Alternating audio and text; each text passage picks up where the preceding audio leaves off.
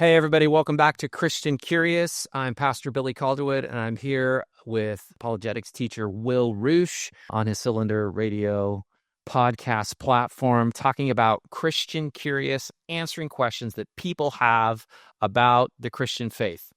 We got another one. Let's go. We got one from Carl. Here we go. If God's perfect, God is all-knowing and all-powerful and lacks nothing, why would he go out of his way to make humans and first make humanity? A humanity that has demonstrated from time to time that they can do evil, flawed, not going to go and reach perfection in everything. But God is good. Things that he makes is good. Why would he even do that to begin with? Would that make sense? Just wanted to know your thoughts on that. It's a great question from Carl. So Yeah. Do I start this one? I hear two questions. Okay. First of all, I'm fascinated by the question. Yeah. It's because I haven't really given a lot of time to thinking about, well, why does God create? Yeah. Why does anyone create? Why did you want to have kids? Right. Why am I also a father of three? Why do people want to procreate? Like, at what point does a sane young couple say, you know what we need? Right. Screaming toddlers Yeah. that are dependent on us for life, and they're going to cost us a lot of money for at least 18 to 20 years. So that's an interesting idea. So why do we want to, to create? Why do people make anything? And the interesting thing in the Christian story is that God is known as a creator and obviously, creates human beings in his own image.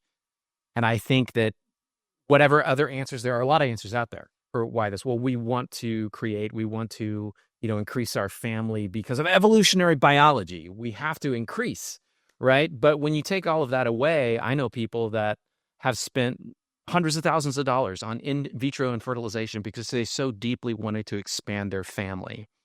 So I think within the Christian story, the why of creation is that God is love, and he desires an expanding circle of love. And as you mentioned, God doesn't need anything, but he desires to sort of propagate and expand this self-giving love, which is, I think, probably if you ask a lot of people, well, why did you want to have kids? Why did you want to have a family? It's we wanted to share our love with a widening circle of people. And I think that is probably the answer for the why of creation the most in terms of the Christian story. But then the second piece is, why does God create humans when he knows how problematic they're going to be? And it was generous the way that you said that. From time to time, you said, they have shown themselves to be problematic. And I would say probably more often from time to time. So that kind of gets into questions about, why does God create people with free will? Yeah. So the way that I'll address that, and I think right off the bat, is when it says that we are created in God's image, I don't necessarily think like that's because like it has like a nose and 2 ears. I don't think an image like that. I think it's like in the way that he desires and loves and the way that he does things. So he builds things. He's the builder. So we desire to build things. Why do we want to build things? Why do we want to create? What artists, as you said, have children. I think that it's to mirror the image of God, and God is a creator. God is a builder, and we want to do that. So why would he do that? Well, for the same reason. I love what you said. I think it's to expand love. Is you have to build things. People need homes. You need to build them a home. If you want to have more love, then you have to go out there and expand that. And that comes through building. So that would be one part. And then why would he create people with free will? And then it comes down to, if you want to expand love, love has to be a willing choice that you can choose to deny it. And if you have free will, you were given that by God, then you can choose to love him. You can choose to expand love throughout the world, or you can choose to deny him. You can choose to expand hate throughout the world, and ugliness and evil and bad throughout the world, because if someone puts a gun to your head and says, go give $100 to that homeless person, and you give $100, that is not necessarily a benevolent thing that you did. You just did it out of coercion. You did it to save yourself. Where if you have the choice, here's $100, do what you will with it, and then you choose to give it to someone, that is a deeper kind of love. You can't force people into loving you, but what you can do is give them the option and give them some evidence about why, loving you might be something that's good for them, or why you can love them back, and how it can be a great reciprocal relationship. And those are all the things that come in. So why do people do bad things? Because they can.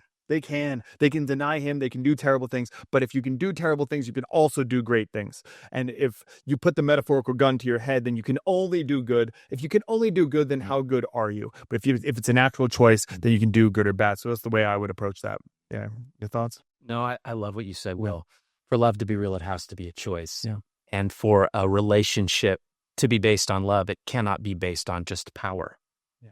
So God being powerful, me being powerful, right, over my toddler in my home, I could very easily coerce and demand, but that's not the kind of relationship that most human beings are looking for. Yeah, it's a relationship based on coercion and demand. And if there is ever a relationship based on that, it's because something's deeply broken. Yeah. In a human being, they're acting out of pain and not nurture to create an environment for children around them that is not based on, self-giving love. But why would God give people free will? Because he wants love to be a choice. But I think it's interesting to note, at least for me, because I've wrestled with this as well. Yeah.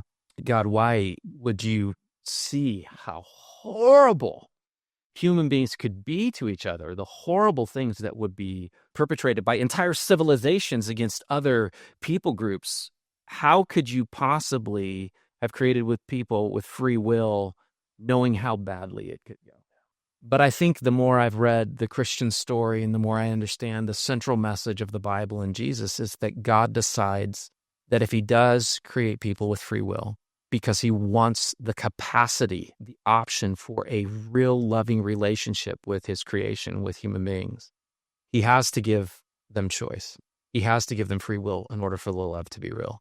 But then knowing in advance how bad it could all go, he decides that if all actually does go off the rails, I'm going to personally absorb the worst of it.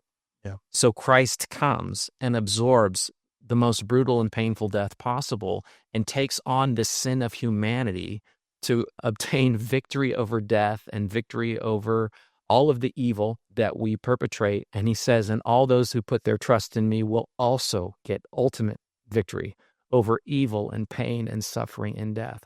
So God decides when he does give free will that there's also going to be a solution.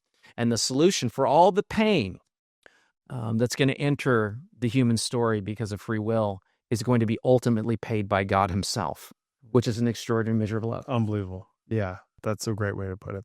So I hope this gives you a little bit, Carl. It's a great question. Yeah, thanks, Carl. I hope that this gives you a little bit of a way to frame it. And then a lot of what I want to do with this podcast is just give you guys, we're the first leg of a relay race. So here's the baton, go off. You can always comment. You can email me at paradox@gmail.com and I'll send you more resources. I also have a free resource guide. It's paradox.com/curious. And that's a resource that I have to my webinar, Christian Curious, which is a whole webinar I did that's about 90 minutes long. And I have a YouTube playlist. I have the conversation that we had at the Highlands and the podcast that we did on there. A whole bunch of different resources. So that's another thing you can check out is paradox.com/curious. Just send me your email and I'll send you those resources. So this is just the beginning. This is stuff that people have talked about for hundreds, now thousands of years, wrestling with God and trying to understand it. I mean, Israel, I believe, is, wrestling with God. That's the word comes from. So this is a very normal thing. And I think if you're going to wrestle with some sort of concept, you're going to get deep about some sort of concept. Why not our existence? There's a lot of things that you could try and figure out. I think that our existence is probably a pretty important one to get right. And one of the things I appreciate about your platform and about your followers is people that, enjoy and regularly collaborate on your content is these are not people that are looking for easy answers. No. They want to wrestle with the big questions. And I think this platform just sort of invites that kind of inquiry and that kind of pushback and those real authentic curiosity, authentic wrestling. Yeah. So I'm a fan. Love it. So these are some places to start off on, to go down the road, keep questioning, and we'll see you in the next episode. Thank you guys so much.